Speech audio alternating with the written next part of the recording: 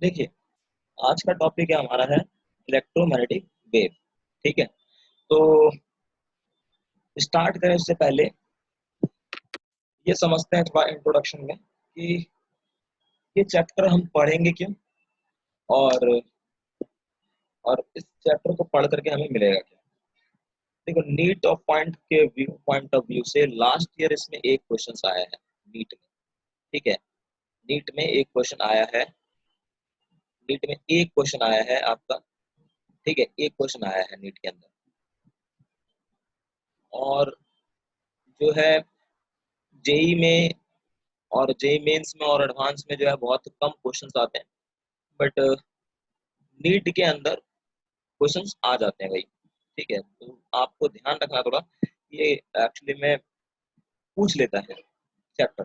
ठीक है, अब चलो ये जरूरी भी है पढ़ना, बिकॉज अगर आप इलेक्ट्रोमैग्नेटिक वेव को समझते हो, ईएम वेव को समझते हो, तो इसका एक बेनिफिट ये होता है कि आप लाइट को समझ पाते हो। मेनली ये चैप्टर हम पढ़ किस वजह से रहे हैं, because we want to understand the light. What is the light? Okay, the first question come in mind, what is the light? Okay, so what is the light?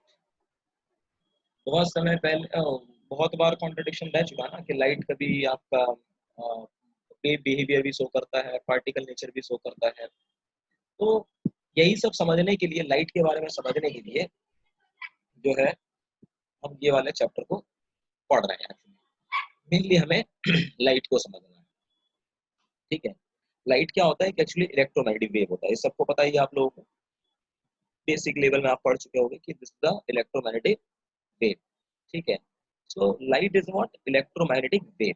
तो हमें समझना क्या है, लाइट को समझना है कि what is the electromagnetic wave. If it is if it is what we can say, if we say that light is what? Is a wave, is a wave.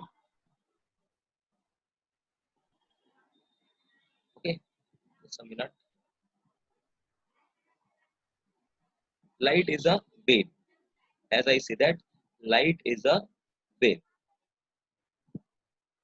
but what kind of wave? That is electromagnetic wave.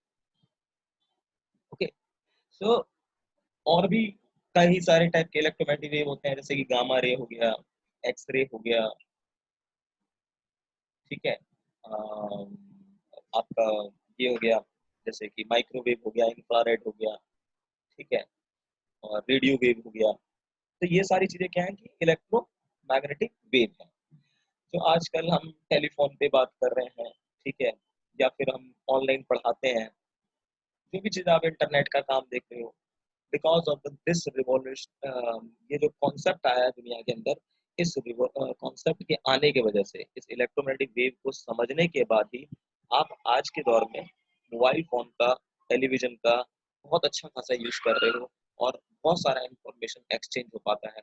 बहुत long long distance के ऊपर भी हम अपने information को share कर पाते हैं, because of the development of this theory, and that theory is what? Electromagnetic wave. So that is a brief introduction. You know what? So we really try to understand what is the light, and how how the communication how the communication between the person will be stabilized when it at a long distance, through the mobile phone, or through the something like, let me say, tell you that uh, by the television, isn't it? So how that will be possible, that we will study in this chapter. The first scientist, the first scientist whose name is Maxwell, whose name is Maxwell, that have very great contribution toward the understanding of electromagnetic wave, or toward the understanding the light, wasn't it? So that will be the first person, you can see here, that will be the first person which truly understand the nature of light. So the first person, Maxwell, who actually understand the nature of light. What is the nature of light? Also, its major contributions made by Maxwell in thermodynamics, optics, astronomy. Okay. And Albert Einstein described Maxwell's accomplishment as the most profound and most fruitful and physics has experienced since the time of Newton. Means Newton के समय में जो physics के बारे में हमने पढ़ा था उसको और अच्छे से समझाया गया कब, जब अल्बर्ट आइंस्टाइन ने मैक्सवेल की थ्योरीज को डिस्क्राइब किया था। तो बहुत डेप्थ है, यहाँ से ही अल्बर्ट आइंस्टाइन ने जो है मैक्सवेल की थ्योरी को एक्चुअली यूज किया था to understand the light. Actually relative theory of relativity का जो कॉन्सेप्ट आया है वो कहाँ से आया है, वो एक्चुअली मैक्सवेल ने की थ्योरी को कोरिलेट है, उसी को थोड़ा सा आगे बढ़ाया उन्होंने। So this was the first person who actually understand the light. So if and इसके इन लाइट को समझने की वजह से आज के दिन में हम क्या कर पाते हैं, इलेक्ट्रोमैग्नेटिक वेव जो कि रेडियो वेव है, इसके थ्रू हम लॉन्ग डिस्टेंस के ऊपर कम्युनिकेशन भी सेटअप कर पाते हैं। अब ये देखेंगे कि कैसे कम्युनिकेशन होता है, नहीं होता है, so that we will study about that. Okay, first of all, just we have to understand what light is the electromagnetic wave, but how it is the electromagnetic wave. What is the electromagnetic wave? That we will discuss in the subsequent lecture, isn't it? So you can see this thing also. So every mobile phone emit a signal, signal, signal in the form of electromagnetic wave, and that will be made by accelerating charge. ये चीजें हमें समझनी है कि electromagnetic wave कैसे produce होता है और कैसे आप मोबाइल फोन के थ्रू लार्ज डिस्टेंस के ऊपर सिग्नल को ट्रांसमिट कर पाते हो। ठीक है, power line carry the strong alternating current which means substantial amount of charge is accelerated back and forth and generating electromagnetic waves. This wave can produce a buzz of sound your car radio when you are driving near the lines. Okay, so means that when you are traveling from the you can say through so, जैसे कि अब आप car चला रहे हो, ठीक है, जैसे आप कार चलाते हो और कोई भी बहुत सारी वायरिंग्स है जहाँ जिसमें अल्टरनेटिंग करंट ही फ्लो कर रही होती है। अब इस अल्टरनेटिंग करंट के फ्लो होने की वजह से क्या होता है कि ये इलेक्ट्रोमैग्नेटिक वेव्स प्रोड्यूस कर रहा होता है, जिसकी वजह से आपका जो रेडियो है that does not work very well, है ना, there will be so buzz. So this type of phenomena that can be understand when you are understand what electromagnetic waves. So that is the basically themes how we can understand the, if we understand the electromagnetic waves then we can easily understand this type of phenomena. First what our objective understand is light को समझना, how we can talk over the long distance by using the mobile phone, or how satellites and all telecommunications that will be stabilized between the persons. So that will be our second objective, and this is the third application that you can be experience your inner life. So when your car will be passing through the, you know what, very large through the something like when you are traveling in a car and that the car is very close to the very close to the electric wires and that carry a large amount of current. So that current is alternating current that's produce what electromagnetic waves, due to which your radio in the car that does not work properly. So that all things that will be discussed in very detail and very in a depth.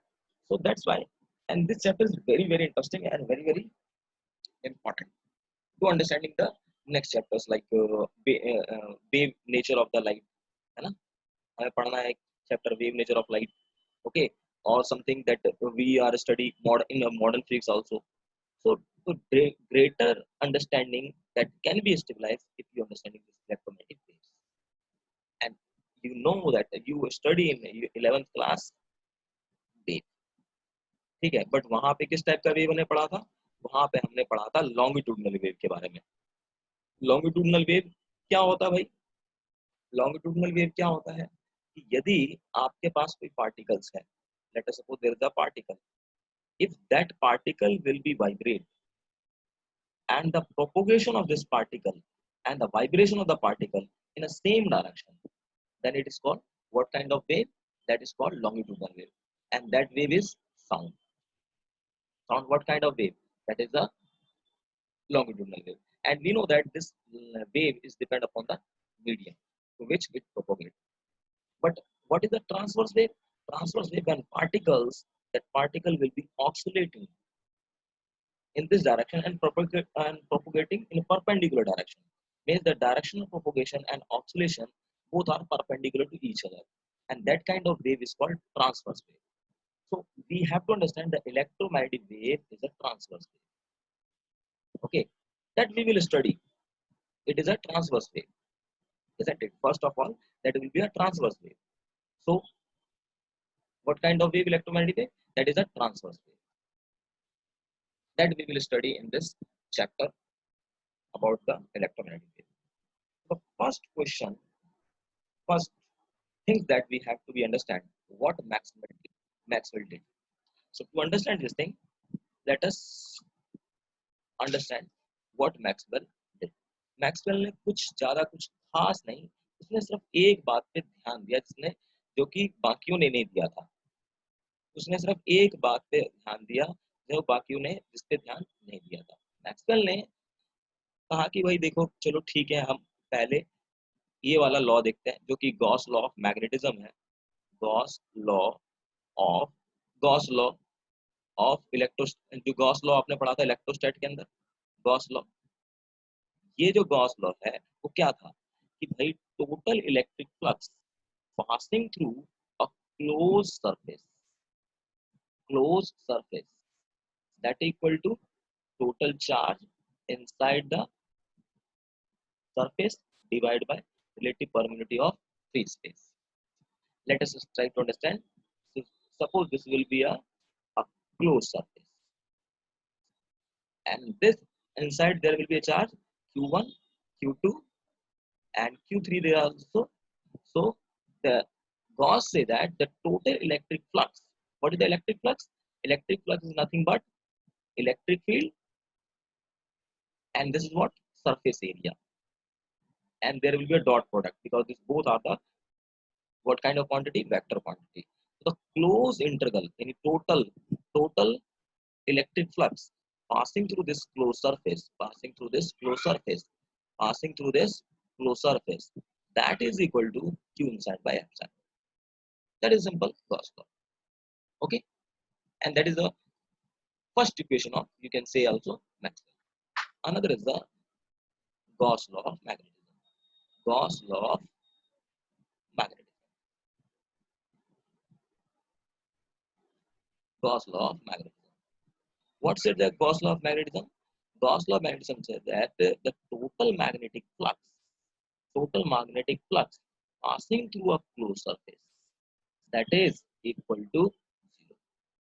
That is equal to zero. Total magnetic flux passing through a closed surface, that is equal to zero. What does this mean? Suppose we have a magnet. So for magnet, any kind of magnet, there will always what happen? Two pole will be exist. Monopole of the magnet never be exist. So it always, if I consider this is a very large, यहाँ पे मैंने थोड़ा बड़ा consider किया है, अगर मैं इसको बहुत छोटे छोटे पार्ट में भी काट दूं तो कभी भी कोई भी छोटा पार्ट होगा तो उसमें दो पोल्स होंगे, नॉर्थ और साउथ। ठीक है, तो यानी अगर मैं नेट स्ट्रेंथ देखूंगा, अगर मैं यहाँ पे एक सरफेस बना देता हूँ तो नेट स्ट्रेंथ हमेशा क्या आएगा? जीरो ही आएगा। इसका मतलब जितना यहाँ से फील्ड लाइंस निकल रहा होगा नॉर्थ से, उतना ही साउथ में एंटर कर रहा होगा आरावास में। इसीलिए जितना फील्ड लाइंस इस सरफेस से निकल रहा है उतना ही फील्ड लाइंस इसके अंदर घुस रहा है। तो total magnetic flux passing through close surface that equal to zero, and total electric flux passing through the closed surface, that is equal to Q inside by epsilon. That is not zero, but this will be zero because the monopole that does not exist. But single charge can be exist now, but monopole that does not exist. That is the Gauss law. The first equation is the second equation of Maxwell, and third equation that said that simple, that is the Faraday law. ताकि आप ये मानते हो Faraday law. Faraday law क्या कहता है कि भाई the magnetic, that is what the EMF induced, the EMF induced, EMF induced, EMF induced, induced EMF, that is equal to what? That is equal to what? Rate of change of magnetic flux. Rate of change of magnetic flux. ठीक है, Gauss ने इसने Maxwell ने कहा कि भाई देखो ये वाला बात आप मानते हो कि ये एक चीज होता है कि गॉस ने कहा, मैं मानता हूँ कि total electric flux passing to the Gaussian surface that is equal to q z by epsilon. In the same manner मैं ये भी मानता हूँ कि भाई total magnetic flux passing through the close surface is equal to zero, that is also true. But यहाँ पे Faraday को चलते कि ये भी हम मानते हैं कि क्या कहता है कि total EMF induced into the into the into the loop that is equal to rate of change of magnetic flux to the loop. Let us try to understand. Suppose we have this is the simple a loop. Okay, there will be a loop and there will be a magnet. Faraday ने क्या कहा था कि अगर ये Faraday है, north और south pole है, तो देखिए नॉर्थ ये मैग्नेट क्या करेगा आपका, that magnet actually what do क्या करेगा ये जो है मैग्नेटिक फील्ड प्रोड्यूस करेगा, है ना। और ये जो मैग्नेटिक फील्ड लाइंस है वो इस वाले लूप से पास कर रही होंगी, मतलब मैग्नेटिक फ्लक्स पास कर रहा होगा इससे। बट अभी इससे लूप के अंदर कुछ नहीं होगा, बट जैसे ही ये इसके तरफ भाग इसके तरफ जाएगा, जैसे इसके तरफ जाएगा तो क्या होना स्टार्ट कर जाएगा, जो नंबर ऑफ फील्ड लाइंस है इससे जो पास कर रही है दैट विल बी इंक्रीज। और ये जैसे नंबर ऑफ फील्ड लाइंस इससे ज्यादा number of field lines pass करेंगी, उसका मतलब मैग्नेटिक फ्लक्स जो है वो बढ़ जाएगा। अब मैग्नेटिक फ्लक्स बढ़ेगा तो ये क्या करेगा, उस कॉज को, क्या है कॉज, कॉज क्या है कि मैग्नेटिक फ्लक्स इंक्रीज कर रहा है, तो इस वाले कॉइल के अंदर इस तरह से करंट इंड्यूस होगा ताकि क्या कर सके, ये जो इंक्रीज ऑफ मैग्नेटिक फ्लक्स है उसको डिक्रीज करा सके। मतलब हम जब मैग्नेट को मूव कराएंगे इसके अक्रॉस, तभी क्या होगा, मैग्नेटिक फ्लक्स चेंज करेगा। अब मैग्नेटिक फ्लक्स जब चेंज करेगा, मैग्नेटिक फ्लक्स जब चेंज करेगा तो इसको घटाने के लिए या फिर बढ़ाने के लिए इस कॉइल के अंदर ईएमएफ जनरेट होता है, that is what Faraday law, and that will be experimentally prove, isn't it? That's why it's known as law, isn't it? तो द फैराडे लॉ, उसने कहा कि भाई हम ये भी मानते हैं, हम ये भी मानते हैं, हम ये भी मानते हैं, हम ये भी मानते हैं। मतलब मैग्नेटिक फ्लक्स के चेंज करने के वजह से, मैग्नेटिक फ्लक्स चेंज करने की वजह से ईएमएफ जो है इंड्यूस होता है। ईएमएफ का मतलब क्या हुआ, ईएमएफ आपको पता होगा that is E dot D L होता है ना, क्योंकि ये ईएमएफ जो है पूरे क्लोज लूप में जनरेट हो रहा है, तो E dot D L for a close loop that is equal to minus D phi by D. मतलब कि हुआ क्या चीज, अब देखिए इस लूप का एरिया तो कांस्टेंट है, एरिया इस लूप का क्या है, कांस्टेंट है, तो फ्लक्स क्या होता है, magnetic flux minus D by D T that is equal to होता है बी डॉट डी एस, या फिर हम इसको लिखते हैं B D S cos theta, where theta is the angle between magnetic field and area vector. Because what, the area, the orientation of this loop, I just clear that, थोड़ा सा और सही से बनाते हैं कि let us suppose this is the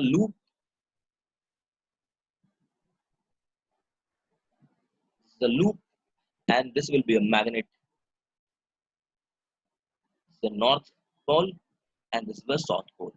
So what said that Faraday said that if it moving toward the coil, then what happened, देखिए area तो change नहीं करेगा, that area is constant and the orientation is also not changed, orientation is also not changed, so normal vector is along this direction। तो ना तो इसका orientation change कर रहा है ना इसका ओरिएंटेशन चेंज कर रहा है, तो यानी एंगल बिटवीन मैग्नेटिक फील्ड और जो एरिया वेक्टर होगा that does not change, this will not change. But what happen when this magnet is moving toward this, so the magnetic field that will be changed, magnetic field that will be changed, and we can say that this is nothing but minus s d minus s into cos theta dB by dt. So magnetic field change, then what happened? You can see here there will be a induced EMF, and that induced EMF is produced this EMF electromotive force because of the electric field. हमें पता है कि EMF होने की वजह से electric field होता है, ठीक है। तो अब ये इलेक्ट्रिक फील्ड प्रोड्यूस हो रहा है, यानी मैग्नेटिक फील्ड के चेंज करने की वजह से, मैग्नेटिक फील्ड के चेंज करने की वजह से क्या प्रोड्यूस हो रहा है? इलेक्ट्रिक फील्ड प्रोड्यूस हो रहा है ना। यही ये वाला जो इक्वेशन है, this equation is the third equation of what you can say the third equation of Maxwell.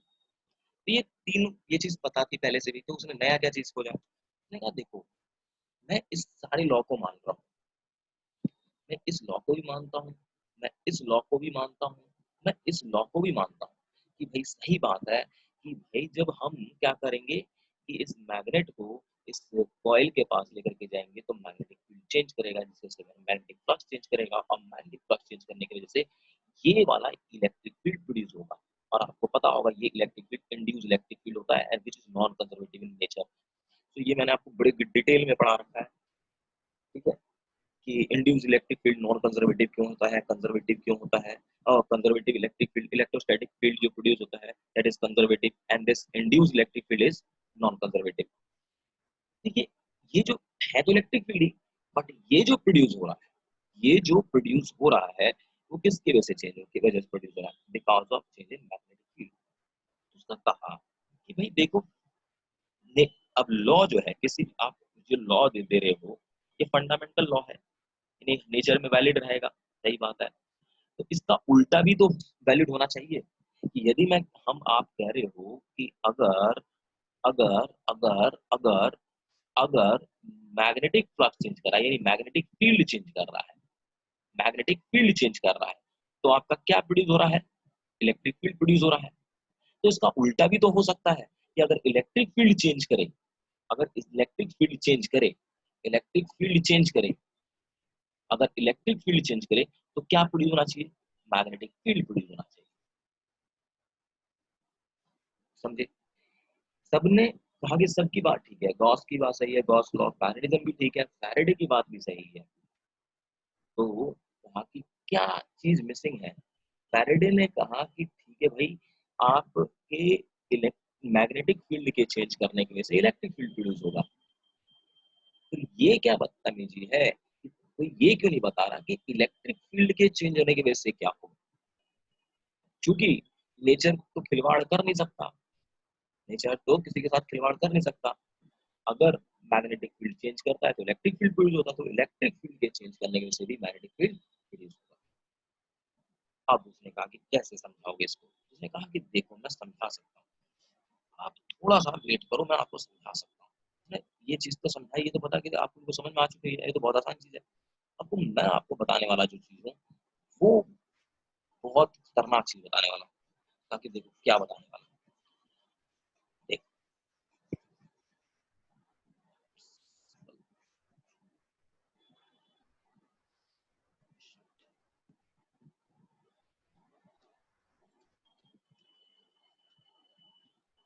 ना, उसने क्या कहा कि देखो क्या है कि एम्पियर सर्कुलर लॉ क्या है आपका। देखा कि बताओ एम्पियर सर्कुलर लॉ क्या है। देखा कि एम्पियर सर्कुलर लॉ ऐसा है कुछ कि हमारे पास कोई भी एक कंडक्टिंग वायर है, हमारे पास कोई भी एक कंडक्टिंग वायर है, ताकि पहले समझो, आप एम्पियर सर्कुलर लॉ को समझो, पहले आपको आ जाएगा समझ में। देखिए आपके पास कोई भी एक कंडक्टिंग वायर है जिसके अंदर करंट फ्लो कर रहा है, ठीक है, करंट फ्लो कर रहा है। तो यदि आप क्या करते हो, एक कोई भी लाइन बनाते हो, बट वो लाइन कैसा है? एक क्लोज लाइन। कैसा लाइन है वो?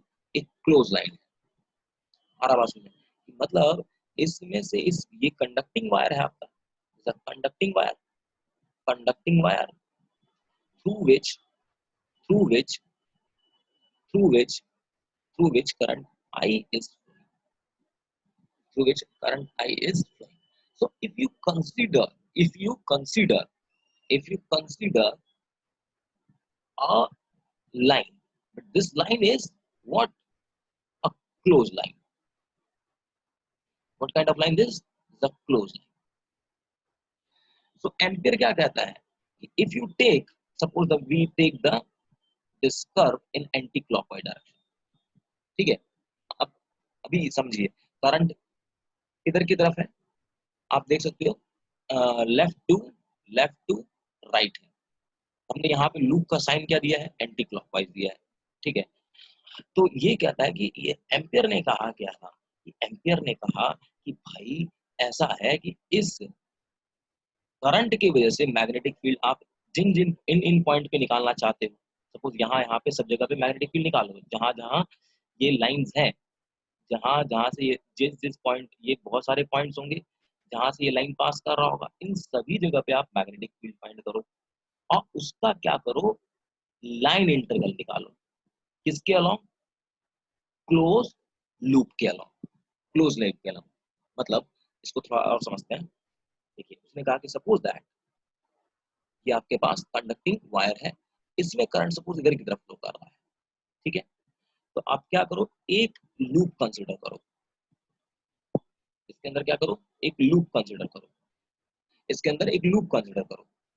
लूप इस तरह से कंसिडर करो कि आपको सपोज दैट मैग्नेटिक फील्ड यहाँ पे फाइंड करना है, इस लूप इस जगह पे फाइंड करना था, ठीक है? तो ये लूप इससे इस पॉइंट से पास करेगा, फिर यहाँ पे फाइंड करना था तो ये लूप यहाँ से पास करेगा, ये लूप यहाँ से, यहाँ पे मैग्नेटिक फील्ड फाइंड करना है तो यहाँ से पास करेगा। तो जिन जिन पॉइंट के ऊपर आपको मैग्नेटिक फील्ड फाइंड करना है, आप उससे ये क्या करो? लाइन को पास करो। बट ये लाइन कैसा होना चाहिए? That should be a close. तो आपने क्या किया? इन सभी पॉइंट्स के ऊपर, इन सभी पॉइंट्स के ऊपर, यानी लूप के ऊपर जितने भी पॉइंट्स हैं, उन सभी जगह पे क्या किया? मैग्नेटिक फील्ड निकाला और उसका इंटीग्रेशन किसका इंटीग्रेशन कर रहे हैं? Line integral. कैसा कर रहे हैं? Line integral. यहाँ पे देखिए लूप मैंने कैसा कंसिडर किया है? यहाँ पे लूप जो है, यहाँ पे जो लूप हम कंसिडर करेंगे वो क्लॉकवाइज करेंगे। यहाँ पे कैसा कर रहे थे? एंटी क्लॉकवाइज, क्योंकि करंट क्या है? लेफ्ट से राइट की तरफ, ठीक है? तो this sense you have to sense the current. यहाँ पे क्या है? राइट टू लेफ्ट है, राइट टू लेफ्ट है। तो इसीलिए हमने यहाँ पे जो ये लूप करंट कंसिडर करेंगे वो क्या करेंगे? क्लॉकवाइज करेंगे। तो इसने कहा कि ये सेंस याद रखना है। So B dot dl for a closed loop that equal to according to what ampere is mu node into I inside. I inside. What is this I inside? The total current that will be passing through this closed closed loop. Suppose we have let's suppose this is the closed loop, and this through this closed loop there will be a various wire, so that there will be a current I1 and there will be a current. This is a wire which is current I2, and this is a suppose that I3, I3, and there will be I4 also. So तो ampere क्या कहता है कि भाई ऐसा है कि suppose ये दिस लूप आपने किस डायरेक्शन में इसका इंटीग्रेशन निकालना है? सपोज एंटी क्लॉकवाइज डायरेक्शन निकालना है, एंटी क्लॉकवाइज डायरेक्शन में आपने लूप कंसीडर किया है। एम्पियर क्या कहता है कि देखो भाई, जो बी डॉट डीएल होगा, यानी कि close line integral of magnetic field along this loop, along this loop, along this close loop, that is equal to mu inside. अब इनसाइड कैसे लिखाएंगे? देखिए, इसमें ये जो लूप है आपने किस सेंस में लिया है? एंटी क्लॉकवाइज डायरेक्शन में लिया है। तो जो एंटी क्लॉकवाइज डायरेक्शन में आपने फिंगर्स को, आपने थम्स को घुमाओ तो आपका जो थंब सॉरी फिंगर्स को घुमाओ तो थंब किधर की तरफ आएगा? ऊपर की तरफ आएगा। तो उस डायरेक्शन में जो करंट होगा उसको साइन दे दो प्लस I1, और उसके अपोजिट डायरेक्शन में जो है उसको क्या कर दो? माइनस। तो देखिए I1 और I3 जो है सेम डायरेक्शन में है, इसलिए प्लस, बट I2 जो है उसके अपोजिट डायरेक्शन में है। This is the total current inside this close loop, that you have to remember, है ना? ये पढ़ा चुके हैं हम लोग, मैं पढ़ा चुका हूँ ये पूरा चीज। तो this is what ampere सर्कुटल law, this is what ampere सर्कुटल law, ampere सर्कुटल law, सर्कुटल law. यही कहता है एम्पियर सर्कुटल लॉ। ताकि देखो सही बात है, B dot D L equal to mu I inside, यानी कि इसमें से अगर कोई कंडक्टर है और इसमें से अगर करंट आई फ्लो कर रहा है, अगर इसमें से करंट आई फ्लो कर रहा है, तो इसके चारों ओर इस कर्व के अलोंग अगर हम लाइन इंटीग्रल फाइंड करेंगे तो that should be equal to mu I into I inside. But ये जो आप कह रहे हो ना ये थोड़ा इनकम्प्लीट है। एम्पियर ने जो कहा, ये एम्पियर ने जो कहा है वो थोड़ा इनकम्प्लीट है, यानी एम्पियर गलत नहीं है। Ampere is incomplete. Ampere's law is incomplete. that is said by the that is said by the Maxwell, and that is the revolutionary concept कि एम्पियर लॉ जो है वो कंप्लीट नहीं है, वो क्या है, इनकम्प्लीट है। क्या है, इनकम्प्लीट है। समझ रहे हो बात को।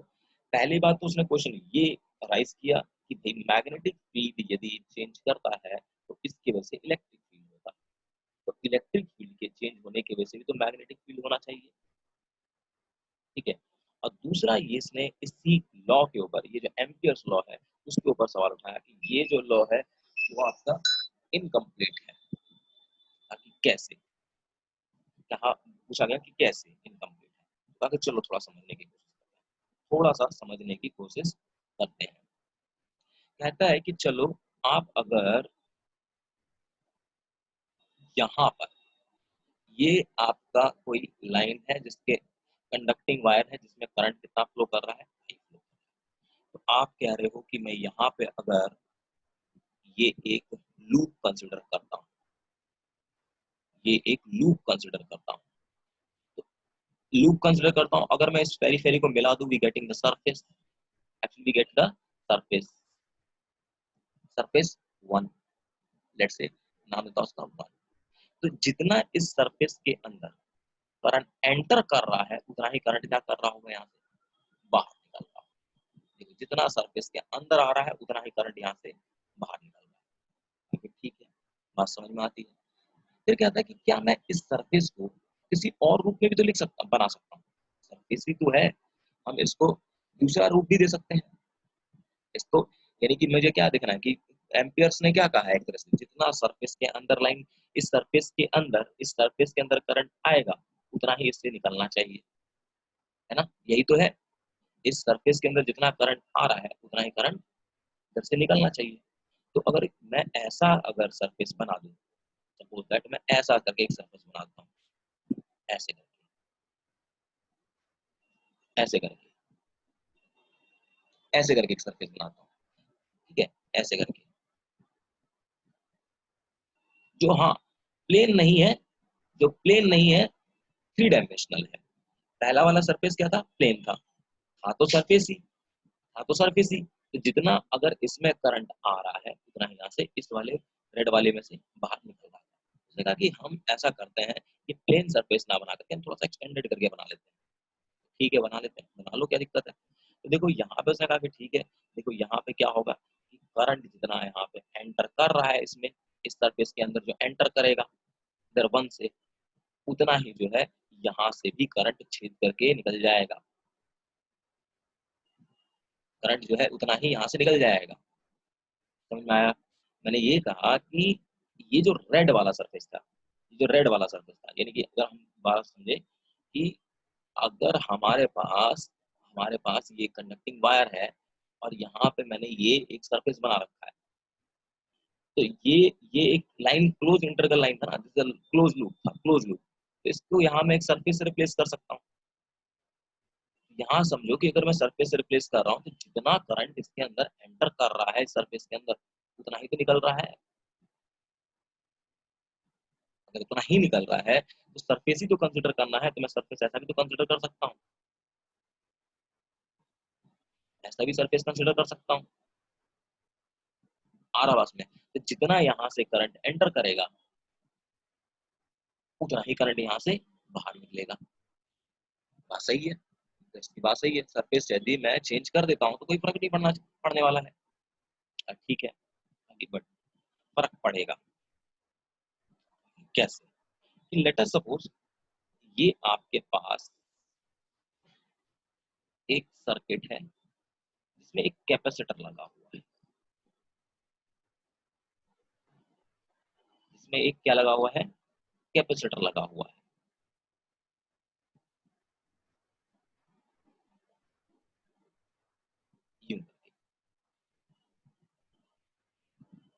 यानी इसको हमने वोल्टेज V लगा दिया, अब ये कैपेसिटर लगा दिया, ठीक है। तो कहते हैं, क्या कहता है कि देखिए होगा क्या, होगा क्या, आपने पहले भी पढ़ रखा है कि जब ये स्विच को आप क्लोज करोगे t इक्वल टू 0, तो एकदम से ये चार्ज नहीं होगा, धीरे धीरे धीरे धीरे इसके ऊपर चार्ज जो है बढ़ना स्टार्ट करेगा, ये प्लस होता जाएगा, ये प्लस होता जाएगा, प्लस होता जाएगा, और ये माइनस होता जाएगा, ये माइनस होता जाएगा, माइनस होता जाएगा, ये माइनस होता जाएगा, माइनस होता जाएगा, चार्ज बढ़ता जाएगा इन प्लेट्स के ऊपर, अब बढ़ करके प्लस क्यू हो गया टोटल चार्ज, और ये क्या हो गया, माइनस क्यू चार्ज हो गया, ठीक है। और उसके बाद यानी at steady state, at steady state, steady state मतलब बहुत देर के बाद, at steady state the current through this is zero, यही बोलता है current through this is zero, through this is zero, ठीक है, बात सही है। तो कहा कि चलो हम एक काम करते हैं, यदि यदि मैं इसमें देखूं तो करंट कितना फ्लो कर रहा होगा, आई फ्लो कर रहा होगा, ठीक है, यहाँ पे करंट कितना फ्लो कर रहा होगा, आई फ्लो कर रहा होगा, यानी यहाँ पर यदि हम कोई मैग्नेटिक कंपास रखते हैं, मैग्नेटिक कंपास रखते हैं, तो हमें ये बता देगा कि इस करंट की वजह से क्या प्रोड्यूस हो रहा है, मैग्नेटिक फील्ड प्रोड्यूस हो रहा है, ठीक है।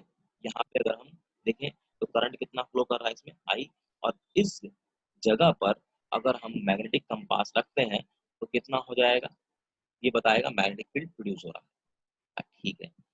अच्छा, तो फिर हम कहता कि लगाओ एम्पियर सर्कुटल लॉ, कि यहाँ पे क्लोज लूप कंसीडर करो, कर लिया, ताकि देखो जितना इसमें से करंट जा रहा है उतना इसमें से करंट निकल रहा है, बट सपोज दैट मैं सरफेस को ऐसा ना कंसीडर करके सरफेस को मैं ऐसा कंसीडर करता हूँ,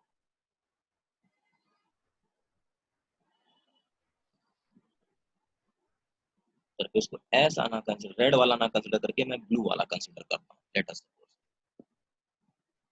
ये वाला ब्लू वाला, तो देखिए करंट इसके अंदर घुस तो रहा है आई, बट यहाँ से निकल नहीं रहा है आई, यहाँ से घुस रहा है बट यहाँ पे तो कोई करंट ही नहीं होगा, मतलब कहने का मतलब क्या हुआ, क्या फिजिक्स का लॉ चेंज हो जाएगा, ताकि इस वाले सिचुएशन में फिजिक्स का लॉ चेंज हो जाएगा क्या, फिजिक्स का लॉ यहाँ पे एम्पियर्स ने कहा कि भाई देखो यहाँ से जितना करंट घुस रहा है उतना करंट यहाँ से भी निकलना चाहिए, निकल रहा था, जितना करंट घुस रहा था उतना यहाँ से निकल रहा था, चाहे मैं सरफेस ये वाला रखूं या सरफेस मैं ये वाला रखूं, चाहे कर्व सरफेस रखूं चाहे प्लेन सरफेस रखूं, तो करंट जितना सरफेस के अंदर घुसेगा उतना ही इसमें से निकलेगा, सही। बट क्या यहाँ पे ऐसा हो रहा है, क्या यहाँ पे ऐसा हो रहा है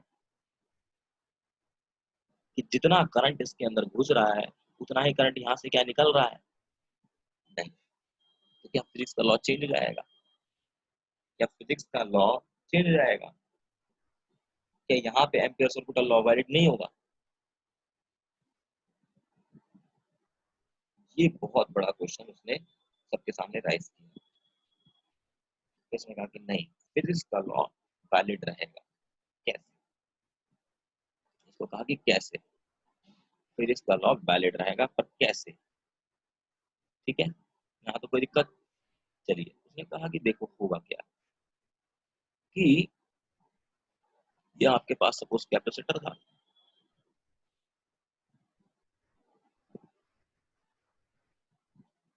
और ये आपके पास बैटरी था, और ये स्विच था, ठीक है, ताकि ठीक है स्विच था, ओके। तो होगा क्या, जैसे ही स्विच को आप उसको कनेक्ट करोगे टी इक्वल टू जीरो पे, टी इक्वल टू जीरो पे, तो इसके ऊपर चार्ज जो है वो आएगा और वो बढ़ेगा धीरे धीरे, चार्ज जो है इसके ऊपर धीरे धीरे बढ़ेगा,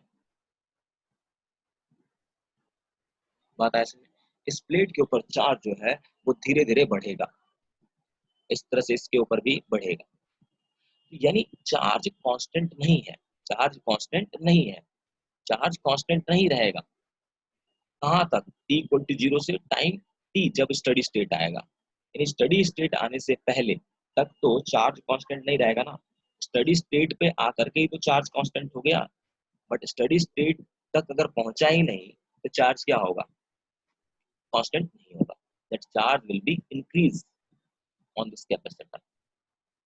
ये आपको पता है, मैंने आरसी सर्किट पढ़ाया था, याद करो उसमें कि चार्ज जो है वो कांस्टेंट रहेगा, धीरे धीरे बढ़ेगा। तो अब आपको पता है जी क्या चीज होता है, यदि ये आपके पास पैरेलल प्लेट कैपेसिटर है, अगर इस पे चार्ज प्लस क्यू है और इस पे माइनस क्यू चार्ज है, तो इसके बीच में एक यूनिफॉर्म इलेक्ट्रिक फील्ड प्रोड्यूस होता है। इस चार्ज की वजह से यूनिफॉर्म इलेक्ट्रिक फील्ड आता है, and that electric field E is equal to होता है सिग्मा बाय एप्सिलॉन। सिग्मा क्या होता है, surface charge density, surface charge density. इसी को हम लोग क्या लिख सकते हैं, charge per unit surface area, charge per unit surface area, ये is the surface area of the plate. ठीक है, तो देखिए Q को फिर क्या लिख सकते हैं, तो Q को लिख सकते हैं हम लोग A into epsilon note into E। Now what is this dq by dt, अगर टाइम से डिफरेंशिएट कर दे तो एरिया तो कांस्टेंट है, A एप्सिलॉन कांस्टेंट है, तो dE by dt, and we know that the electric field into area, थोड़ा सा सही से इस तरह से लिखो बढ़िया रहेगा, इलेक्ट्रिक फील्ड इनटू एरिया, यानी ये जो इलेक्ट्रिक फील्ड है, और ये जो इलेक्ट्रिक फील्ड था यहाँ पर, ये जो इलेक्ट्रिक फील्ड है यहाँ से, और वो किससे पास कर रहा होगा, इतने एरिया से पास कर रहा होगा, तो electric field into area, electric field यानी Q इक्वल टू मैं कह सकता हूँ epsilon note E into A। तो this E into A is what, electric flux, that is what, electric flux by E। अगर मैं डिफरेंशिएट करूँ दोनों तरफ, तो dq बाई dt, क्योंकि चार्ज कांस्टेंट नहीं है, टाइम के साथ बढ़ रहा है, this dq by dt is equal to क्या होना चाहिए, epsilon note d phi e by dt, and this is what, this is the current, the current, the current means, यहाँ पे देख सकते हो कि ये जो आपका इलेक्ट्रिक फ्लक्स है, उस इलेक्ट्रिक फ्लक्स चेंज करने की वजह से करंट आया है। यानी जब तक t इक्वल टू जीरो पे, यानी t इक्वल टू जीरो पे हम इसको कनेक्ट करेंगे, और ये जब तक स्टडी स्टेट में आएगा, ये जब तक स्टडी स्टेट में आएगा, यानी before the study state, before the study state, before steady state, steady state, before steady state, charge is increasing, charge is increasing, charge is increasing, increasing on the plate, the plate,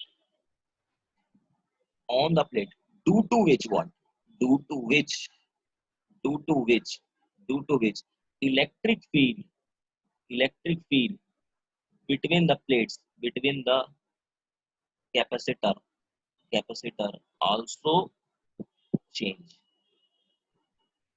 due to which, due to which electric flux also change, electric flux also change,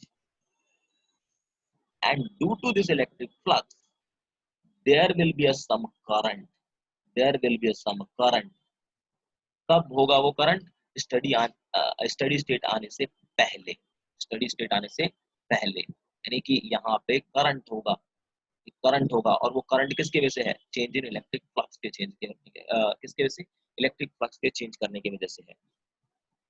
ठीक है, यानी कहने का मतलब ये हुआ, कहने का मतलब ये हुआ कि यदि हमारे पास ये एक कैपेसिटर है, और इस कैपेसिटर को यदि मैंने किससे लगा रखा है, बैटरी से लगा रखा है, और इसे स्विच से कनेक्ट कर रहे हैं, और switch t equal to zero पे कनेक्ट किया है, तो before steady state, before steady state, steady state, the electric field that will be changed between this capacitor, and due to which what, there will be a current. If there will be a current, so when we put here a magnetic compass between these two parallel plate capacitor, then it show the deflection, because we know that when there will be a current, when there will be a current, when there will be a current, then what happened? It produce magnetic field. It produce magnetic field means हुआ क्या चीज कि अगर मैं यहाँ पर t equal to 0 से लेकर के बिफोर स्टडी स्टेट आने से पहले मैग्नेटिक इलेक्ट्रिक फील्ड क्या कर रहा था? चेंज कर रहा था, दैट विल बी चेंज, और उसके वजह से क्या आया? करंट आया, बस करंट के वजह से क्या होगा? मैग्नेटिक फील्ड होगा।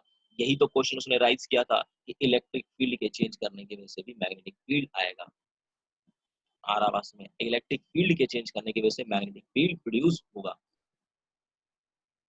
यही चीज था जिससे एम्पियर नहीं बता पाया था, तो इसने कहा कि इलेक्ट्रिक फील्ड के चेंज के वजह से भी मैग्नेटिक फील्ड प्रोड्यूस होगा।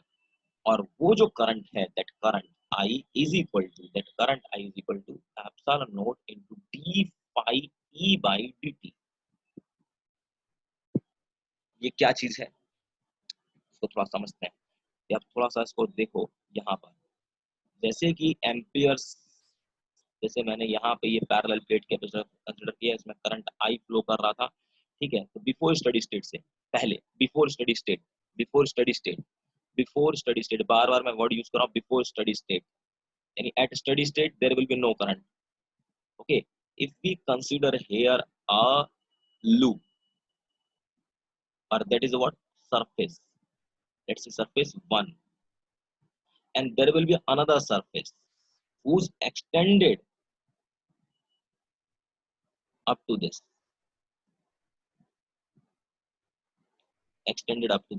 दो तरह का सरफेस कंसीडर किया, एक ही सरफेस, एक ही सरफेस। तो देखिए, जितना करंट इसमें से अगर करंट एंटर कर रहा है, यही तो था क्वेश्चन कि करंट यहाँ से एंटर कर रहा है तो यहाँ से करंट निकलना चाहिए, यहाँ से करंट निकलना चाहिए।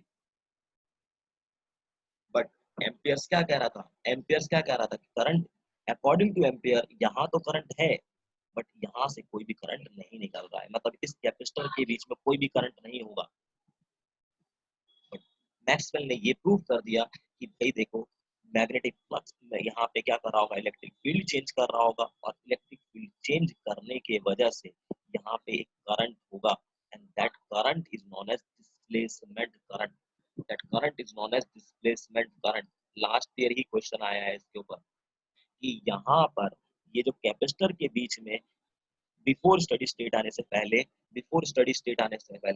क्या होगा कि यहाँ पर एक करंट होगा जो कि इस सरफेस से निकल रहा होगा, ठीक है। And that is what? Displacement current. और एंटर कितना कर रहा होगा? एंटर करंट कितना कर रहा है? I कर रहा है। Because of this will be conducting into the wire, यानी एक कंडक्टिंग वायर के अंदर है और इलेक्ट्रॉन्स के फ्लो की वजह से है, इलेक्ट्रॉन के फ्लो की वजह से ये करंट है। इसीलिए इस करंट को हम लोग कंडक्शन करंट कहते हैं। क्या कहते हैं? कंडक्शन करंट कहते हैं। कंडक्शन करंट कहते हैं। कंडक्शन करंट क्यों कहते हैं? क्योंकि ये इलेक्ट्रॉन्स के फ्लो की वजह से है जो कि इसके अंदर घुस रहा है। बट निकल कितना करंट रहा है? I displacement. उसने कहा भाई देखो, सही बात है, एम्पियर्स ने कुछ गलती नहीं की थी, एम्पियर्स ने सब कुछ सही कहा था। एम्पियर्स ने सही कहा था कि ये जो टोटल करंट जो इस सरफेस से एंटर कर रहा है और इससे निकल रहा है, मतलब उसने कहा था कि line close integral of B dot D L is equal to mu naught I conduction कहा था उसने। उस टर्म में एक टर्म मिस है विच इज आई डिस्प्लेसमेंट। मतलब ये वाला चीज मिसिंग है, क्योंकि देखिए यहाँ पे करंट एंटर कर रहा है which is conduction current, but यहाँ से निकल रहा है डिस्प्लेसमेंट करंट। मतलब इस सरफेस के अंदर जो करंट गया होगा, इस सरफेस के अंदर जो करंट गया होगा वो सिर्फ आई नहीं गया होगा, आई कंडक्शन प्लस आई डिस्प्लेसमेंट गया होगा। यानी इस इसमें से अगर निकल रहा है आई डिस्प्लेसमेंट और घुस रहा है आई कंडक्शन, इसका मतलब टोटल करंट इधर से कितना गया होगा, आई कंडक्शन प्लस आई इंडक्शन आई डिस्प्लेसमेंट। तो आई डिस्प्लेसमेंट के बारे में एम्पियर्स ने कुछ नहीं बताया, क्योंकि फॉल्ट था, थोड़ा सा अधूरा था, तो मैक्सवेल ने आकर के पूरी सेटिस्फाई किया कि भाई ये जो होगा ये टर्म आप हटा नहीं सकते, ये टर्म आएगा ही आएगा, that is mu naught into I conduction conduction conduction plus I displacement is what, epsilon naught into d phi e by dt, and that is equal to d dot dl, d dot dl, d dot dl, d dot dl, closed line integral of magnetic field, that is equal to mu naught I induction into epsilon naught into d phi by dt. You can see here, if the magnetic flux that will be changed, if this will be changed, then we can produce the magnetic field. We can produce this magnetic field. So, but this is the case what when the situation is unsteady. Situation is unsteady. Okay, so that is what Maxwell did. तीन equations पहले same थी, चौथे के बारे में जो बताया वो उसने ही बताया कि भाई तुम जो कह रहे हो इलेक्ट्रिक मैग्नेटिक फील्ड के चेंज करने की वजह से इलेक्ट्रिक फील्ड आएगा, तो भाई इलेक्ट्रिक फील्ड के चेंज करने की वजह से मैग्नेटिक फील्ड भी आएगा। जो एम्पियर्स लॉ है वो इनकम्प्लीट है, and this is the complete. So this is the fourth Maxwell equation. So try to इसको क्या करते हैं, थोड़ा सा कनेक्ट एक सिस्टमेटिक फॉर्म में लिख लेते हैं। मैक्सवेल की फोर इक्वेशन इधर बहुत बार आता है, देख four equations of Maxwell's Maxwell's and that equation is what, first equation is Gauss law of magnetism, Gauss law, and that Gauss law is what, E dot ds, that is equal to q inside by epsilon naught. And second is statement is Gauss law of magnetism, Gauss law of magnetism, that is what, d dot ds, that is equal to 0. And third one is what, Faraday law, Faraday law,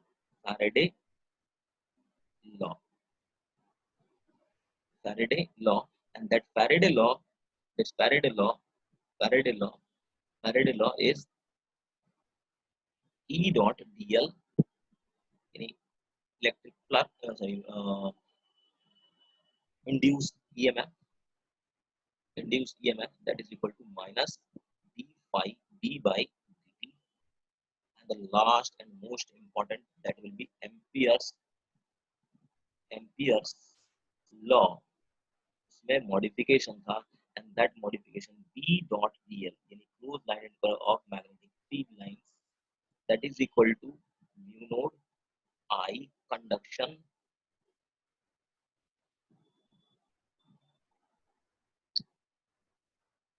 plus epsilon naught d phi e by dt, and that is what induced displacement current.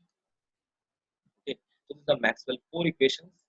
So इस equations के आने के वजह से hertz ने एक experiment किया, और हर्ट्ज ने जो एक्सपेरिमेंट किया उसने पूरी दुनिया को बदल दिया। तो यानी मैक्सवेल और हर्ट्ज मिलकर के पूरी दुनिया को बदल दिया। इस चार इक्वेशंस में इतनी दम है कि आप लाइट को समझा सकते हो, लाइट को समझ सकते हो, कैसे टेलीफोन वर्क करता है, कैसे टेलीविजन वर्क करता है, ये आप सब को समझ सकते हो। ये इक्वेशंस इतनी पावरफुल इक्वेशंस है कि इसका कोई भी, इसके जो एप्लीकेशंस हैं बड़े खतरनाक है। So this is a very important concept of this equations of Maxwell. So today is sufficient. I hope you understand the concept of displacement current, and the concept of displacement current very important. Last year that question will be asked in a NEET exam. So it is important for both exams, JEE Mains and NEET also. So The concept should be very clear, and then we will solve the question when the concept is clear. Okay, thank you so much.